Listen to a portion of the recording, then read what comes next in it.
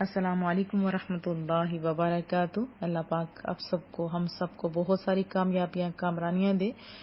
پہلے انشاءاللہ لفظی ترجمہ، پھر با محاورہ اور اس کے بعد ڈیٹیل انشاءاللہ تعالی۔ تو قرآن کریم ضرور سامنے رکھا کیجیے اور بار بار سنیں گے، اور یہ آپ ٹرائی کرتے رہیں گے نا تو دیکھیے گا آپ کے پاس کتنا علم کا ذخیرہ جو ہے وہ اکٹھا ہو جاتا ہے۔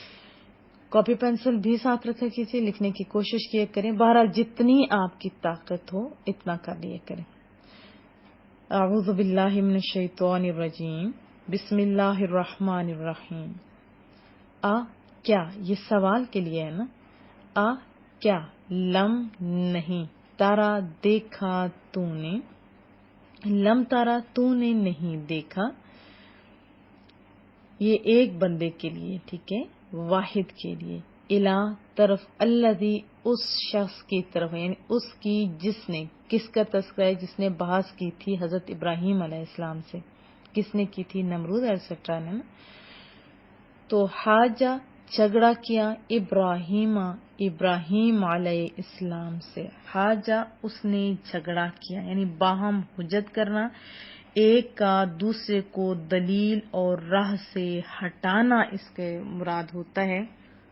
اور حاجہ جیسے حجت بازی سے ہوتا ہے، اس کا معنی سمجھ گئے ہوں گے آپ کہ مناظرہ کرنا یا غلبہ پانے کے لیے دلائل دینا، جسے مناظرہ کرتے ہیں نا علماء کرام، علم والے۔ بہرحال حاجہ کا یہاں معنی ہے جھگڑا کیا اس شخص نے، کس سے؟ ابراہیم، حضرت ابراہیم علیہ السلام سے، فی بارے میں، رب کے بارے میں، ہی اس کے، یعنی ہم سب کا تو اللہ ایک ہی ہے نا۔ اس لیے کہ آتا ہو، دی تھی اس کو، کس کو؟ نمرود کو، اللہ تعالی نے کیا چیز دی تھی؟ ملک، سلطنت دی تھی، حکومت دیتی تھی۔ جب قال کہا، ابراہیم، حضرت ابراہیم علیہ السلام نے، ربی، رب ہوتا ہے رب، اور یا جو ہے اس کا معنی ہوتا ہے میرا، ربی رب میرا، الذی وہ جو، یحیی کیا کرتا ہے، وہ زندگی دیتا ہے، جلاتا ہے، اور یمیت مارتا ہے، یعنی زندگی اور موت کا اختیار کس کے پاس ہے؟ رب کریم کے پاس۔ قالا اس نے کہا، کس نے کہا؟ وہ جو جھگڑا کرنے والا تھا نمرود، اس نے کہا، انا میں بھی، احیی میں بھی زندگی دیتا ہوں۔ اب دیکھیں پیچھے تھا یحیی اور ادھر ہے احیی، اس کا کیا فرق ہے؟ یحیی وہ غائب کے لیے نا، احیی میں کے لیے، وہ امید اور مارتا ہوں۔ پیچھے تھا یمیت، یعنی اللہ کے لیے استعمال کیا تھا نا حضرت ابراہیم علیہ السلام نے، وہ زندگی دیتا ہے، وہ مارتا ہے۔ تو یہاں کون کہہ رہا ہے؟ نمرود کہتا ہے میں زندگی دیتا ہوں، میں مارتا ہوں۔ یہ بس آپ سنتے رہا کریں، نہیں سمجھ آتی تو نو پرابلم، جیسے ہم لوگ گرامر کا کورس شروع کریں گے تو آپ کے لیے بہت ساری آسانیاں ہو جائیں گی۔ قال کہا، ابراہیم، حضرت ابراہیم علیہ السلام نے، فَإِنَّ پس ان یقیناً، یا بے شک اللہ، یأتی لاتا ہے، کس کو؟ کیسی بڑی دلیل دی، بالشمس سے، سورج کو، من سے، کہاں سے؟ مشرق، مشرق سے۔ سو یا پس، اتی لے آ، تو دونوں اکٹھا پڑھیں گے تو کیا ہوگا؟ فاتی سو لے آ، بہا اس کو، کس کو؟ سورج کو، من سے، کہاں سے؟ مغرب سے، نکلتا کہاں سے؟ مشرق سے، لے اب تو کہاں سے نکال؟ مغرب سے۔ پس بہتا، وہ مبہوت ہو گیا، وہ حیران ہو گیا، کیا ہو گیا؟ وہ حیران ہو گیا، اس کے غیر حواس توڑ جانے تھے نا، اس طرح کام کیسے ممکن ہو سکتا ہے؟ الذی وہ جس نے، کفرا کفر کیا، یعنی جس نے کفر کیا، وہ نمرود حیران رہ گیا، واللہ اور اللہ تعالی، لا نہیں، یہدی ہدایت دیتا، کس کو؟ قوم کو، کون سی قوم؟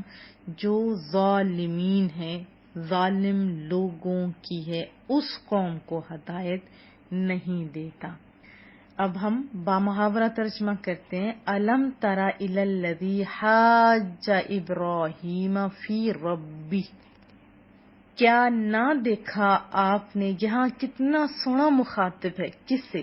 محبوب کریم صلی اللہ علیہ وسلم کی ذات اقدس سے۔ کیسی پیاری انداز ہوتا ہے نا، کہیں بندہ باہر جب جاتا ہے کوئی چیز دیکھتا ہے اکٹھے مل کے تو پھر کہتے ہیں کیا تو نے وہ نہیں دیکھا، اس میں بلا کی محبت ہے۔ تو کیا مولا کریم فرما رہا ہے، کیا آپ نے نہیں دیکھا محبوبہ، الی الذی حاج ابراہیم، جس نے جھگڑا کیا حضرت ابراہیم علیہ السلام سے، فی ربی، ان کے رب کے بارے میں، ان آتاہ اللہ الملک، ان آتاہ اللہ الملک، اس وجہ سے کہ دی تھی اسے اللہ نے بادشاہی۔ یہ بھی ترجمہ آپ کر سکتے ہو با محاورہ، اور ایسے بھی کر سکتے ہو کہ اے محبوبہ، کیا تم نے اس کو نہ دیکھا تھا جس نے حضرت ابراہیم علیہ السلام سے اس کے رب کے بارے میں اس بنا پر جھگڑا کیا کہ اللہ نے اسے بادشاہی دی ہے۔ یہ دونوں آسان ہیں، اور ابھی ہم لوگوں کے لیے یہ ایک طرح کا معنی کیا ہوگا کہ غور و فکر کرنا، ٹھیک ہے، غور و فکر کرنے کے سینس میں۔ اب دیکھنا ایک تو ڈائریکٹ آنکھ سے ہوتا ہے، اللہ دکھا سکتا ہے اپنے محبوبوں کو، جیسے رسول اللہ صلی اللہ علیہ وسلم کی ذات اقدس ہے، اور ہم لوگوں کو اس پہ غور و فکر کرنا ہے۔ آنکھ سے بھی دیکھنا اس سے مراد ہو سکتا ہے، اور دل کی آنکھ سے دیکھنا بھی۔ بہرحال آسان لفظوں سے آسان تر کرنے کی کوشش کرتی ہوں۔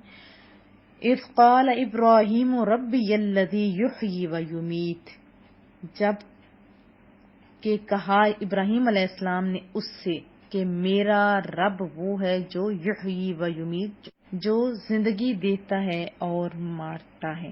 اس طرح بھی آپ کہہ سکتے ہیں جب ابراہیم علیہ السلام نے فرمایا میرا رب وہ ہے جو زندگی دیتا ہے اور موت دیتا ہے، قال، اس نے کہا، قال انا احیی و امیت، اس نے فوراً کیا کہا،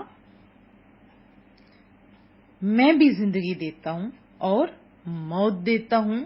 قال ابراہیم فإن اللہ یأتی بالشمس من المشرق فأت بها من المغرب، تو حضرت ابراہیم علیہ السلام نے کتنا سونا سو نے فرمایا کہ تو پھر دیکھ، اللہ تو مشرق سے لاتا ہے نا، مغرب سے لیا، اب تو مغرب سے لیا۔ آپ ایسے بھی ترجمہ کر سکتے ہیں کہ اللہ تعالیٰ نکالتا ہے سورج کو مشرق سے، تو اب کیا کر، نکال لا اس سے مغرب سے، فبہت الذی کفر، یہ سن کر وہ کافر یعنی اس کا حواس اڑ جاتے ہیں یا ہوش کھو بیٹھتا ہے، تو یا یہ بھی آپ کہہ سکتے ہیں تو اس کافر کے ہوش اڑ گئے۔ واللہ لا یہدی القوم الظالمین، اور اللہ تعالی ہدایت نہیں دیتا ظالم قوم کو، یا آپ یہ کہہ سکتے ہیں یا ظالموں کو ہدایت نہیں دیتا۔ کون؟ اللہ، یعنی اللہ ظالموں کو ہدایت نہیں دیتا۔ اور پچھلی آیات میں ہم لوگوں نے کیا پڑھا تھا، مومن کے نور کی بات ہو رہی تھی، کافر کی ظلمت کی مثالیں تھی نا، یاد آیا؟ پھر مومنوں کا مددگار کون؟ کریم رب، اور کفار کا کون دوست؟ شیاطین۔ یہ ناز کی بات ہمارے لیے کہ ہمارا مددگار کون ہے؟ اللہ، اور کفار کا کون؟ شیاطین۔ اور دیکھیں اب اس میں اللہ نے ایک مثال مومن کی دے دی اور ایک مثال کافر کی، کیسا خوبصورت انداز ہے کریم رب کا سمجھانے کا۔ فرمایا کیوں؟ تاکہ اس قاعدے کی وضاحت بھی ہو جائے، دلیل بھی کام ہو جائے۔ مومن کی مثال کیا دی؟ حضرت ابراہیم علیہ السلام کے ذریعے سے حضرت ابراہیم علیہ السلام کا بیان، اور حضرت ابراہیم علیہ السلام کو اللہ تعالیٰ نے اپنی ذات و صفات پر دلائل پیش کرنے کی توفیق عطا کی۔ انہوں نے کافر کے شبہات کا دیکھ کیسے کلمہ کما کیا، اور پھر کافر کی مثال کس سے دی؟ نمرود بادشاہ سے، جو اپنے شکوک اور شبہات کے اندھیروں میں رہا، اور یہ آپ جانتے ہیں کہ ان کا کافی طویل بحث و مباحثہ ہوا تھا۔ اس کے بارے میں مختلف روایات ہیں کہ بعض تو یہ کہتے ہیں کہ بہت لمبی ہیں روایات، میں مختصر کر کے آپ کو بتا دیتی ہوں اختصار کے ساتھ، کہ جب کوئی آتا تھا تو وہ کھانا ہی تب دیتا تھا جب وہ اس کی بات کا جواب اس کی مرضی کے مطابق کرتا، کہ جیسے وہ کہتے تمہارا رب کون ہے، تو فوراً لوگ کہتے کہ تم ہو، تو وہ کھانا انہیں دے دیا کرتا تھا۔ اور اسی طرح حضرت ابراہیم علیہ السلام سے بھی جب یہ بحث و مباحثہ ہوتا ہے تو یہی بات ہوتی ہے اللہ کے بارے میں، تو ظاہر ہمارا اللہ تو کون ہے، سونا رب۔ اور یہ بھی روایت میں آپ کو ابھی سنا دیتی ہوں کہ جب حضرت ابراہیم علیہ السلام نے آگ میں ڈالے جانے سے پہلے یا بعد میں اسے توحید کی دعوت دی، تو وہ کہنے لگا کہ تمہارا رب کون ہے جس کی طرف تم ہمیں بلاتے ہو؟ اس پر حضرت ابراہیم علیہ السلام نے جواب دیا تھا کہ میرا رب تو وہ ہے جو زندگی دیتا ہے، یعنی اللہ تعالی، اور جو موت دیتا ہے۔ حضرت ابراہیم علیہ السلام کا مقصد یہ تھا کہ جسموں میں موت اور حیات کا جو یہ تسلسل ہے اس کے بارے میں، اور اللہ کو نہ پہچاننے والے کے لیے یہ آپ کو پتہ ہے بڑی بہترین مثال ہے۔ اس میں یہ بتایا گیا نا کہ جیسے سامنے نمرود تھا کہ خود دیکھ تیری ذات، تو بھی تو بے جان نطفہ تھا نا، اسی کریم رب نے تیری صورت بنائی، زندگی دی، اور جس نے تیری بنائی اسی نے میری بنائی۔ اور انسان کی اپنی ذات ہی بہت بڑی دلیل ہے اللہ کے ہونے کی، اور اس زبردست دلیل کو بھی جو نہ سمجھ سکے تو وہ بد نصیب ہی ٹھہرا نا۔ بجائے اس کے کہ وہ سمجھتا موٹی عقل کا مالک، اس نے دو بندوں کو بلایا جو بے گناہ تھا، اس کو استغفر اللہ تعالی پھانسی کے پھندے پہ چڑھا دیا، اور جو گناہگار تھا اس کو بچا لیا۔ اس کے بارے میں بھی ہے روایات کے بعض میں لکھا ہوا ہے کہ 2 تھے یا 4 بھی تھے۔ بہرحال مقصد تو پورا ہو گیا، سمجھ تو آپ کو بھی آگی ہوگی کہ بے گناہ کو اس نے قتل کروا دیا، اور بڑا وہ مغرور ہو گیا کہ میں نے دیکھو موت دے دی، اور جس کا گناہ تھا، غلطی تھی، اس کو زندگی دے دی، اور کہا کہ میں نے زندگی دے دی۔ اور اس موٹی عقل کے مالک کو زندگی اور موت کے سمجھ ہی نہیں آئی۔ اس نے زندہ کرنا کا معنی زندہ چھوڑنا سمجھا۔ زندہ کرنا کا معنی کیا تھا؟ بے جان جسم میں جان ڈالنا۔ اسی لیے حضرت ابراہیم علیہ السلام نے فوراً دوسری دلیل پیش کی کہ تو سورج کو جو مشرق سے نکلتا ہے آپ مغرب سے نکال کے دکھا دو، تو وہ نہیں کر سکتا تھا، کیونکہ بجلی پہ، کڑک پہ، سورج پہ، چاند پہ، ہر چیز پہ اختیار کس کا ہے؟ کریم رب کا، تو وہ مبہوت ہو جاتا ہے۔ اور اس آیت سے ہم نے کیا سیکھا؟ ایک تو یہ ہے کہ بحث و مباحثہ کرنا درست ہے۔ کیسے کرنا درست ہے یہ آپ نے پوری سننی ہے، یہ تھوڑی سی سن کے چھوڑ دیں گے تو آپ کو کوئی مزہ نہیں آئے گا۔ اس آیت سے ایک تو یہ پتہ چلتا ہے کہ کافر کو بادشاہ کہنا جائز ہے، کیونکہ اللہ نے فرمایا کہ اللہ نے اس کو ملک دیا تھا۔ اس سے ایک بات یہ بھی پتہ چلتی ہے کہ اللہ تعالیٰ کافروں کو دنیا میں نعمتیں عطا فرماتا ہے اور آخرت میں ان کو محروم کر دیتا ہے۔ آپ کو دنیا میں بادشاہی چاہیے یا آخرت میں؟ اور ان لوگوں کا ٹھکانہ کہاں ہے؟ دوزخ۔ جو دنیا میں ایسے عیش و آرام سے رہا تو آخر میں کیا ہوگا؟ دوزخ۔ دنیا میں رزق ہونا ضمن آپ کو عرض کر دوں، یہ نہیں کہ خالی کفار کے پاس تھا، حضرت عثمان غنی کے پاس بھی بے شمار تھا۔ اسی طرح بہت سارے لوگ تھے جو اللہ کی راہ میں خرچ کرتے تھے۔ آج بھی بہت سارے لوگوں کی تمنا ہے مولا کریمہ میں بہت زیادہ دے، تیرے رستے میں ہم دیتے جائیں، اور لیکن اللہ انہی سے لیتا ہے جن کا رزق اسے پسند ہوتا ہے، یہ یاد رکھیے۔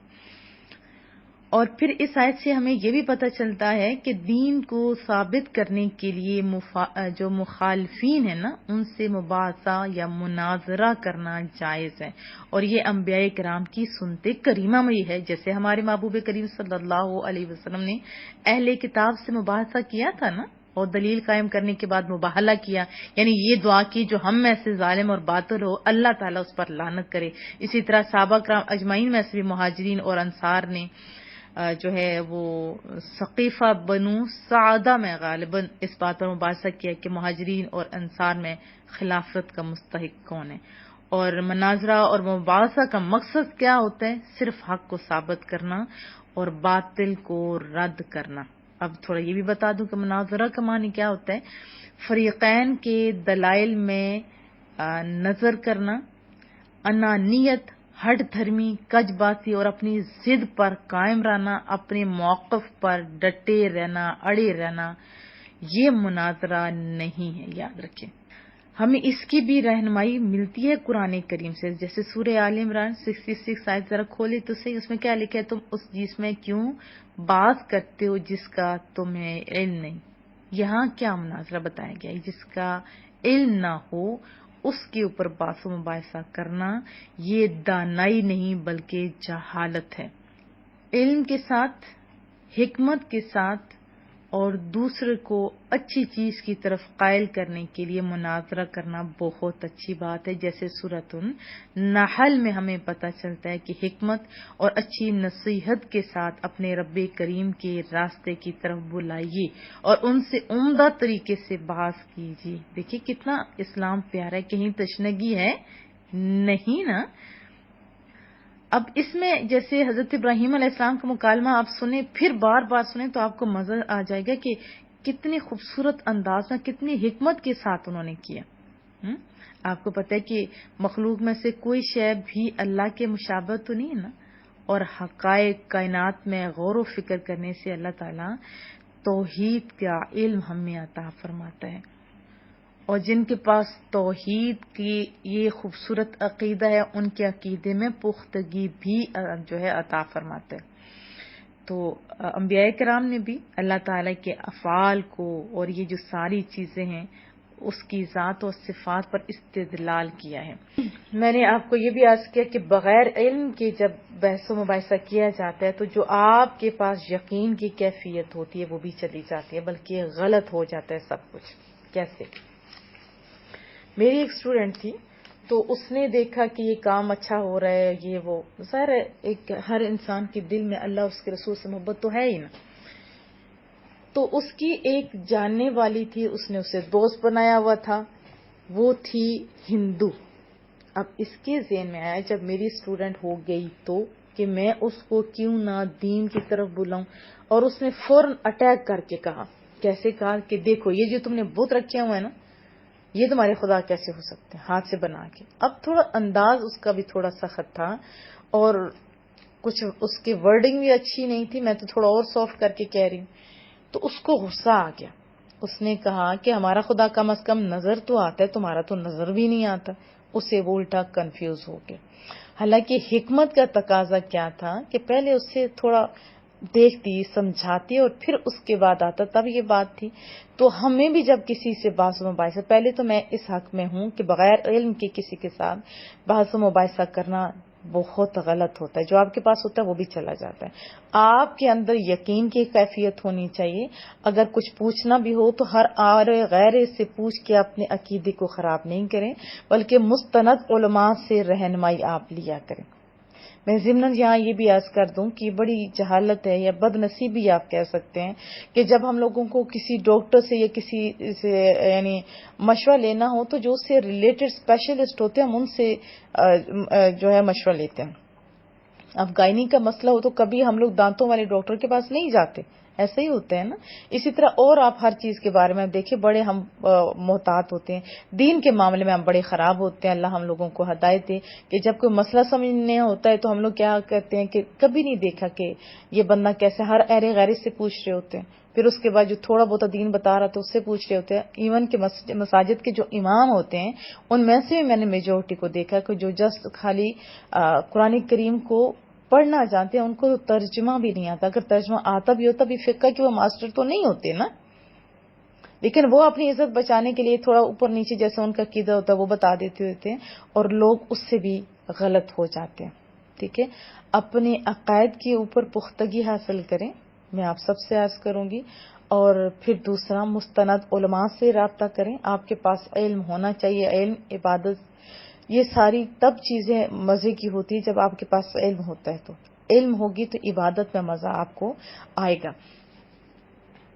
اور پھر جذباتی بھی نہیں ہو جایا کریں، جذباتی ہونے سے بہت ساری خرابیاں پیدا ہوتی ہیں۔ جو کوئی خواہ مخواہ کی بحث کرے اس سے آپ جان چھڑا لیں، اور غیر ضروری مباحثوں میں آپ نے آنا بھی نہیں، آپ نے آج پکا پرومس کرنا ہے، ٹھیک ہے۔ اور پھر اگر آپ کی کچھ یعنی علم ہے، ضرورت پڑ جاتی ہے، آپ کے پاس دلائل ہیں تو ضرور آپ کریں، لیکن آپ کا مقصد جھگڑا کرنا نہیں ہونا چاہیے، بلکہ اچھی چیز کی طرف بلانا ہونا چاہیے، اور مختصر طریقے سے ہی آپ کے جو ہے نا دلائل ہونے چاہیے۔ بہت لمبے لمبے کا کوئی فائدہ نہیں ہوتا، کیونکہ لمبے دلائلوں سے، لمبی چیزوں سے کوئی نہیں کوئی سیکھتا ہوتا۔ ہدایت اللہ کی طرف سے ہوتی ہے۔ دیکھیں سارے معجزات، سارا کچھ تھا، اس کے ابو جہل کے ہاتھ میں کنکریاں کلمہ پڑ گئی، لیکن رسول اللہ کو دیکھتے ہوئے سارا کچھ کرتے ہوئے نہیں وہ ہدایت کی طرف آیا. کون؟ ابو جہل. تو اگر ابھی بھی کوئی بندہ گمراہ ہو جاتا ہے تو ایسے نہیں دلیلوں سے کوئی نہیں آتا بلکہ آپ کے دلائل کمزور ہو جاتے ہیں. تو ایسے لوگوں سے بحث مباحثہ کرنا کا کوئی فائدہ نہیں. ہاں ضرورت پیش آئے تو ضرور آپ کر سکتے ہو. ہمارے بزرگوں سے ایک سے نہیں بارہا سے توحید کے بارے میں جب ہم لوگ پڑھتے ہیں دلائل تو بڑے پیارے پیارے سے ہوتے ہیں. ایک بزرگ کا آپ نے نام بتانا ہے، یہ میں نے آپ کو بارہا بتایا ہوا ہے کہ وہ جب سمندر سے انہوں نے کراس کر کے جانا تھا، دوسرے سائڈ پہ دہریہ تھے جو اللہ کو نہیں مانتے تھے. ابھی بھی دہریہ ہوتے ہیں جو اللہ کو نہیں مانتے، وہ سمجھتے ہیں کہ ہر چیز خود بخود پیدا ہو گئی ہے. ان سے یہ ہونا تھا، یہ مناظرہ ہونا تھا اللہ کے بارے میں. اب انہوں نے کیا کیا، جو ٹائم کے پابند تھے انہوں نے ٹائم فکس کیا لیکن یہ ٹائم پہ نہیں گئے. ان لوگوں نے کہا کہ یہ تو ٹائم سے پہلے ہی بھاگ گیا انسان. اور جو مسلمان ادھر اکٹھے ہوئے تھے وہ بھی ڈر گئے. انہوں نے کہا شاید یہ ڈر کے بھاگے تبھی، وہ تو ٹائم کے پابند تھے، ایسا کیا ہوا. بہرحال وہ جب تھوڑی دیر کے بعد آتے ہیں تو انہوں نے پہلے ہی شور مچایا کہ تم تو ڈر کے بھاگے ہو، ٹائم کیا، یہ کیا وہ کیا، اور مسلمان بیچارے خاموش. اب وہ دانا شخص نے کیا کہا اصل میں میری بات سن لیں، بھلے ہارنا یا جیتنا یہ تو بعد کی بات ہے نا، ایک میری عرضی سن لیں. انہوں نے کہا کہ اصل میں سمندر سے دوسری سائڈ سے آتا ہوں، آپ کو پتہ. کہا میں ادھر کھڑا تھا، میں دور سے دیکھتا رہا، دور میں ایک بہت بڑا درخت تھا، وہ خود بخود کٹ گیا، خود بخود اس کے تختے بنے، خود بخود وہ کشتی بنی، خود بخود وہ تیرتا ہوا وہ میرے پاس آیا، مجھے بٹھایا اور آپ کی طرف لے کے آئے. اس وجہ سے تھوڑا لیٹ ہو گئے. تو ان سب کو بڑا غصہ ہے کہ یہ کیسے ہو سکتا ہے کہ خود بخود درخت کٹے، خود بخود چل کے، خود بخود کشتی چل کے اور پھر آپ آ جائیں. تو انہوں نے کہا تھا میں یہی تو آپ سے عرض کرتا ہوں کہ جب خود بخود کشتی نہیں بن سکتی، جب خود بخود کشتی نہیں چل سکتی تو اتنا بڑا نظام کیسے خود بخود بن سکتا ہے اور کیسے خود بخود چل سکتے ہیں. تو اس وجہ سے وہ سارے کے سارے مسلمان ہو گئے تھے. ہمیں بھی حکمتوں کے تحت کچھ کرنا ہو تو کرنا چاہیے، اور سمجھ تبھی وہ ہے جسے اللہ ہدایت دیتے ہیں. پہلے آپ دعا کیا کریں اور پھر کوئی بات ہو تو کیا کریں. ہمیشہ دعاؤں کی درخواست رہے گی. السلام علیکم ورحمۃ اللہ وبرکاتہ.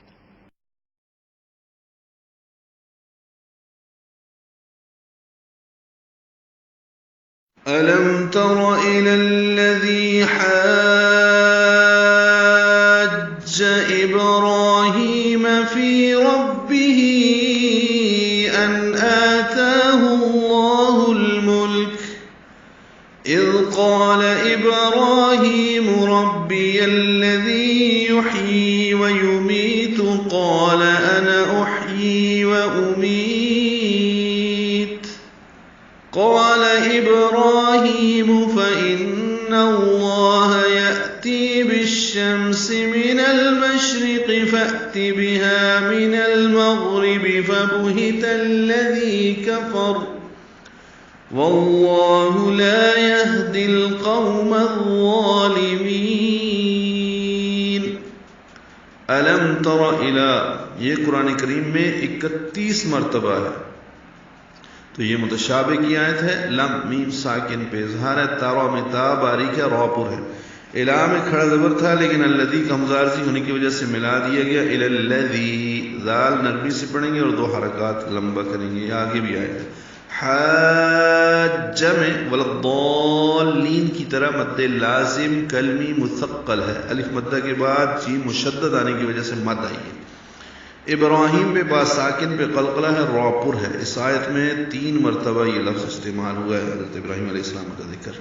تو ہر جگہ ایک جیسا ہی پڑھنا ہے. فی آئے مد ہے، ربی میں را پر پڑھیں گے. ہی بھی مد منفصل ہے، یہ مد صلہ کبرا ہے. ہی ان نون ساکن پہ اظہار ہے. آتا میں آتا دونوں کو 2 حرکات لمبا کرنا ہے. ہا کو لام اسم جلالہ سے ملائیں گے. اب یہ تشدید آئی، اگلی ہا کو لام ساکن سے ملائیں گے. تشدید آنے کی وجہ سے آتا اللہ میں ادغام شمسی ہے، اور ہل لام پڑھنے کی وجہ سے ساکن ہونے کی وجہ سے اظہار قمری ہے میم کی وجہ سے. لام ساکن اور کاف ساکن ہے دونوں. لام ساکن پہ اظہار اور کاف ساکن پہ ہمس ہوگا. الملک اور وقف ہے، وقف لازم اس لیے رک جانا چاہیے. اذ میں ذال نرمی سے پڑھیں گے. قال میں قاف پر ہے. یہ لفظ بھی 3 مرتبہ اس آیت میں ہے. ابراہیم بتا چکا ہوں. ربی الذی، یہ ربی ہے اور آگے الذی دونوں ملا دیں گے. ربی الذی یحیی میں ہا ساکن پہ ہمس اور یا نیچے کھڑی زیر 2 حرکات لمبا کریں گے. ویمیت میں می یا مدہ ہے 2 حرکات لمبا کریں گے. قول پڑھ چکے ہیں. انا کے نون کو لمبا نہیں کرتے ملا کر پڑھتے ہوئے. احیی میں ہا ساکن پہ ہمس ہے اور یہ کو 2 حرکات لمبا کرنا ہے. وہ امید میں یا مدہ کے بعد تا ساکن آ رہی ہے اور اس پہ ہمس ہوگا اور میم کو لمبا کریں گے. وقت عارضی وقت ہوگا مد عارضی سکون بنائیں گے. قال ابراہیم پڑھ چکے ہیں. فإن اللہ میں نون مشدد بغنہ لام اسم جلالہ زبر کی وجہ سے پر ہے. یأتی حمزہ ساکن جھٹکے سے پڑھا جائے گا. تی یا مدہ ہے. بالشمس میں الف لام نہیں پڑھا جائے گا شین کی وجہ سے. بالشمس میم ساکن پہ اظہار. من المشرق میں اب لام پڑھا جائے گا کیونکہ آگے میم آ رہا ہے وہ حروف قمری میں سے. شین ساکن پہ ہمس اور تفشی ہے آواز منہ میں پھیلے گی اور سانس کی آواز جاری رہے گی. رو باریک ہے قاف پر ہے. فأتی یأتی پیچھے پڑھ چکے حمزہ ساکن جھٹکے سے. بہا الف مدہ ہے. من المغرب لام ساکن پہ اظہار قمری ہے. غین پر ہے. رو باریک ہے. فبہت جلدی پڑھنا ہے پیش سے زبر. الذی ملا دیں گے. فبہت الذی لال نرمی سے پڑھیں گے اور یا مدہ کفر میں رو پر ہے وقفاً وصلا. واللہ ملا میں اسم جلالہ زبر کی وجہ سے پر ہے اور 2 حرکات لمبا کریں گے. آگے لا کو باریک پڑھیں گے. یہ 2 حرکات لمبا ہے. یہدی میں ہا ساکن پہ ہمس ہے اور دی یا مدہ تھا لیکن دال کو لام سے ملائیں گے. اظہار قمری کریں گے. قو وولین ہے قاف پر پڑھیں گے اور میم کو غا سے ملائیں گے. لا یہدی القوم الظالمین. یہاں پہ ادغام شمسی ہو رہا ہے. یہاں پہ الف لام نہیں پڑھا جا رہا جبکہ القوم میں لام پڑھا جا رہا ہے وہاں اظہار قمری ہے. واللہ لا یہدی القوم الظالمین. میم کو لمبا کریں گے اور نون ساکن پہ اظہار ہوگا. کیا آپ نے اس شخص یعنی نمرود کو نہیں دیکھا جس نے ابراہیم علیہ السلام کے ساتھ جھگڑا کیا اس بات پہ کہ اس یعنی ابراہیم علیہ السلام کا رب کون ہے؟ اس وجہ سے کہ اللہ نے اسے بادشاہی دے رکھی تھی. جب ابراہیم علیہ السلام نے اس سے کہا کہ میرا رب وہ ہے جو زندگی بخشتا ہے اور مارتا بھی ہے. اس نے کہا میں بھی زندہ کر سکتا ہوں اور مار سکتا ہوں. ابراہیم علیہ السلام نے فرمایا اللہ سورج کو مشرق سے نکالتا ہے تو اسے مغرب سے نکال لا. یہ سن کر اس کافر کے ہوش اڑ گئے یعنی وہ ششدر رہ گیا. اور اللہ ظالم قوم کو ہدایت نہیں دیتا.